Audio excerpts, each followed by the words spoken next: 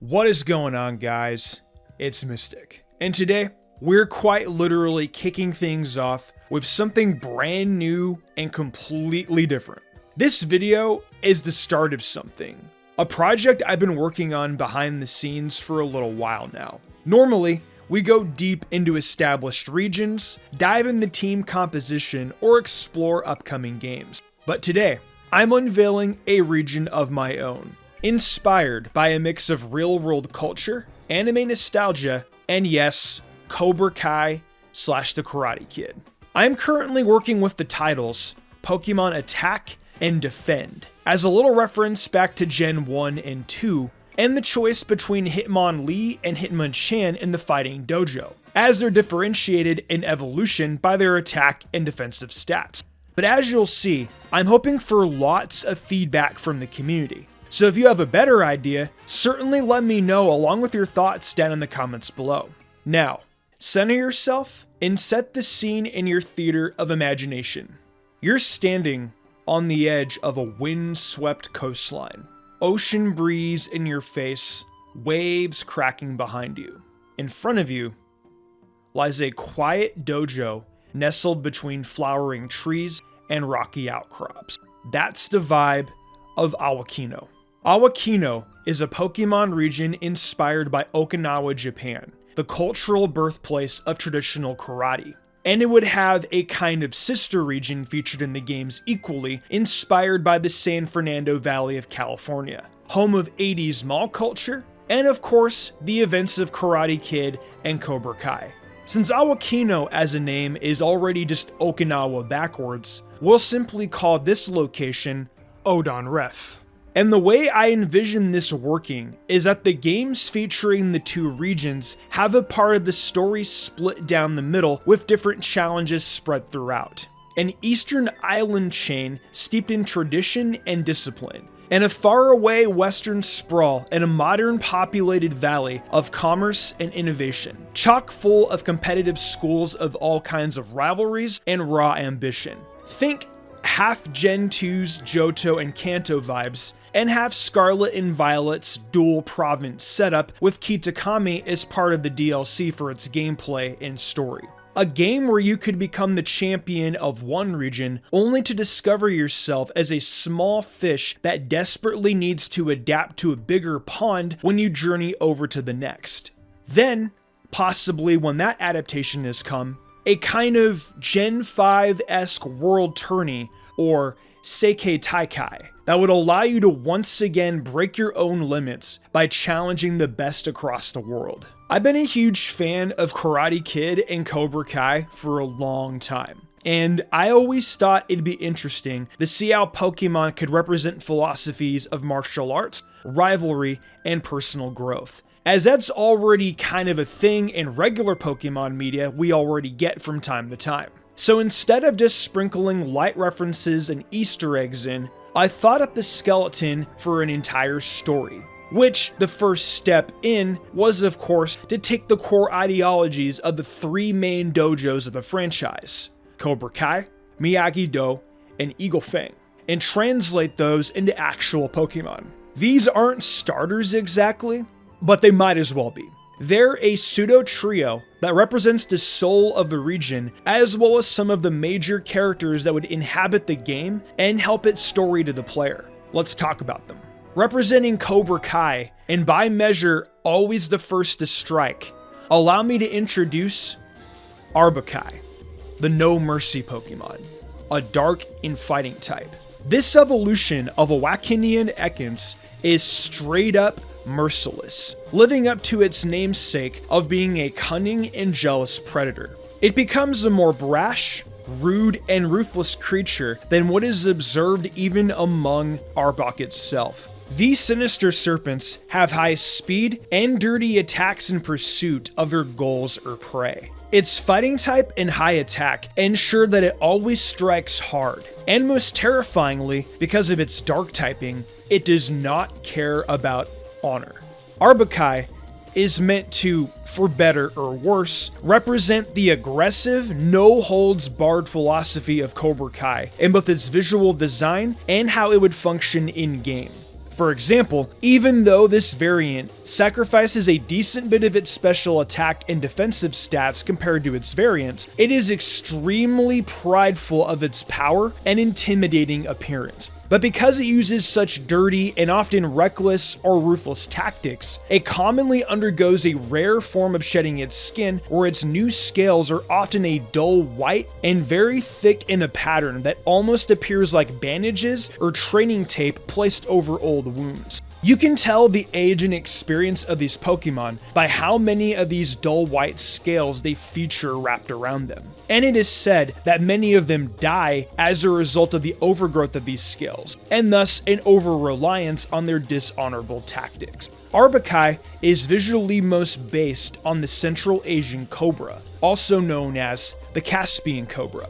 It's damn near already got a black and yellow color scheme as well. And for a shiny, it sports an arguably cooler black and silver reminiscent of the alternate Korean Cobra Kai logo, which represented an even more brutal version of the dojo. Since this Cobra objectively doesn't play around, let's discuss abilities. For these three Pokemon, I decided to come up with 3 soft ideas. As always, let me know what you think would fit best. Arbukai's primary ability is called Intoxicate. This new ability could probably benefit from a more fitting name like No Mercy, but as you may be able to surmise, this would be a poison type version of Aerialate and Pixelate, turning normal type moves into the poison type and powering them up. This satisfies those who may feel poison fighting is better, as it essentially grants a third type and a strong balance to the times for weak to fairy this Pokemon would have. It would also grant this mon a stronger poison type version of moves like Fake Out and Constrict, which would have a low chance of poisoning the target as a callback to the No Mercy and often dirty or cheating-like fighting style of Cobra Kai fighters. 2 would likely be the regular Intimidate or maybe Reckless, obviously. And for a hidden ability, I think Stamina could be fitting, as it would also incentivize running recoil moves on this mon, as the Cobra Kai style can again be self-destructive, unless well tempered by wisdom. Arbukai would be the ace and signature Pokemon of a character very heavily based off of John Kreese, a character who I could easily see serving a role similar to Giovanni, that he is possibly also one of the biggest leaders of the game's evil team. But at the same time, likely has a deeper storyline of trying to be better or redeem himself as the games go on, like AZ for example. If you guys would like to see us go more in depth with characters and their storylines, along with designs and maybe full teams for them, let me know that as well. Also, while at the plugging, it would also be wise to shout out the artists behind our 3 designs for the day. Arte de Valaria, also known as Val. She did an incredible job on Arbukai and the other pieces for this video, because I instantly fell in love with them. You may recognize her artwork from the channels of creators like Plus Ultraman or Pickled Dill, who also just so happened to be helping me out with a bit of brainstorming for this video, and who also commonly commission her for stuff like Dragon Ball and Naruto art, or even their own Pokemon and Fakemon, which commonly look both insanely creative, yet not too far off from actual designs the games come up with. In fact, Pickled Dill has a very cool Pokemon D&D game with all kinds of Fakemon and custom regional forms and variants and such. So I'll be sure to leave their names in the description below. Our next regional variant evolution is almost the definition of a balanced and wise peacekeeper. Meet Miyagi-Do, the Rock Gardener Pokemon. These cousins to Sudowoodo evolve from a version of Bonsly which is much more confident and stoically tempered than its standard counterpart. And they are also shaped a lot more like a bonsai tree, which they are themselves partially based on. However, they still have not actually gained the grass type despite their serene and friendly nature. This steadfast Pokemon is actually a rock fighting type, so it can best reflect Miyagi-Do Karate's philosophy of patience, balance, and defending those who can't defend themselves. Only this Pokemon takes this philosophy to an extreme, just like Arbukai, and will even defend inanimate objects like rocks and plants, as they too are technically defenseless most of the time. Miyagi-Do often tends to and even maintains its own wild rock gardens, as this species is strongly drawn to spaces of calm and serenity, but also discipline and hard work, since you have to be willing to put that in to maintain a nice garden you can enjoy calmly. Miyagi-Do are often even discovered maintaining people's rock gardens, and being a very calm, welcoming Pokemon you could almost miss for the actual bonsai trees it grows. At the same time, they are always fiercely combative to destructive or cruel intruders, and are fiercely loyal and defensive over those who enjoy peace in the spaces they choose to protect, since of course they're no pushovers. They tend towards defensive techniques or precise and devastating attacks. It also has an affinity for evasive or diversionary and redirectional tactics, since while this Pokemon is great in a battle, its species tends towards pacifism and would much rather not be there when there is conflict. But if you push one, they will try to end things quickly, cleanly, and always honorably. Like Arbukai, Miyagi-Do would also have a new primary ability in Cultivate to help its style and expand its move pool. This ability, however, converts the Pokemon's normal type moves into grass type moves and powers them up, allowing Miyagi-Do to use things like its own grass type fake out, or could even give a pacifistic mon like it a choice between using a spiky shield or a simple grass type protect. Not to mention a super strong grass type mega kick and double edge. As a secondary ability, the usual sturdy could make sense. And as a hidden ability, I think steadfast would be good, as this is kind of the natural rival to Arbukai.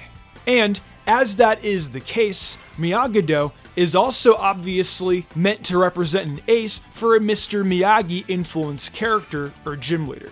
But as a twist, the original owner of the Miyagi-Do we meet in the story could have passed, or maybe would even pass away during the events of this game's story, with his old partner, and now the title of the gym leader and master of their dojo falls on the shoulders of another character we'd have to explore later.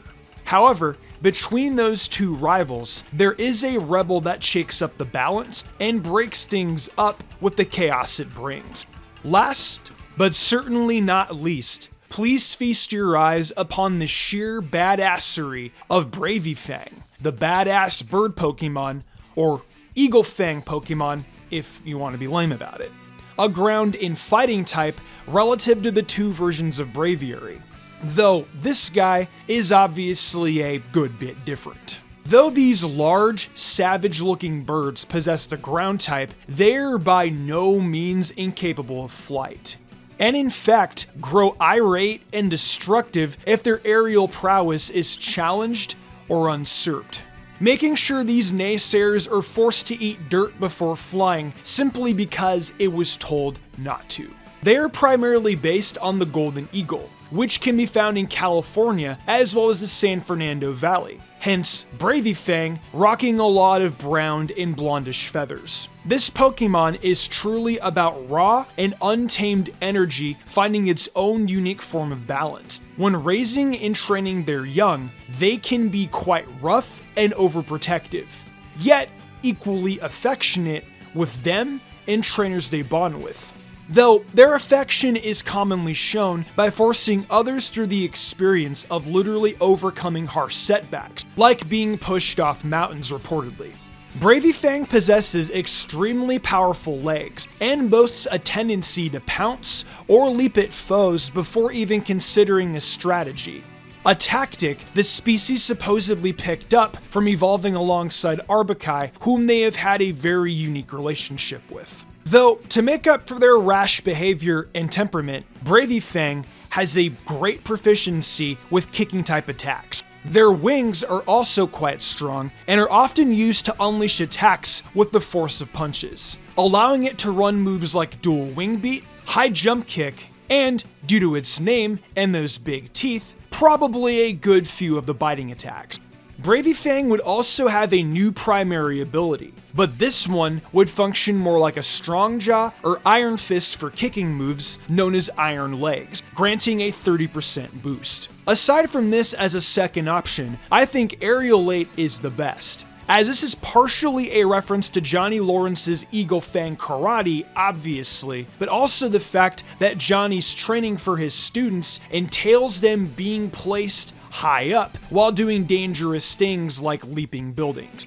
And as a hidden ability, I think something like Hustle or even possibly Moxie would fit well. Bravy Fang is meant to represent an ace for a very much Sensei Johnny Lawrence inspired character. One who, alongside a Sensei Daniel LaRusso inspired character, I could see the two differing as to who your initial mentor is. However, they'd function as professors, gym leaders, and rivals all in one. That, however, is again a concept we can dissect more later.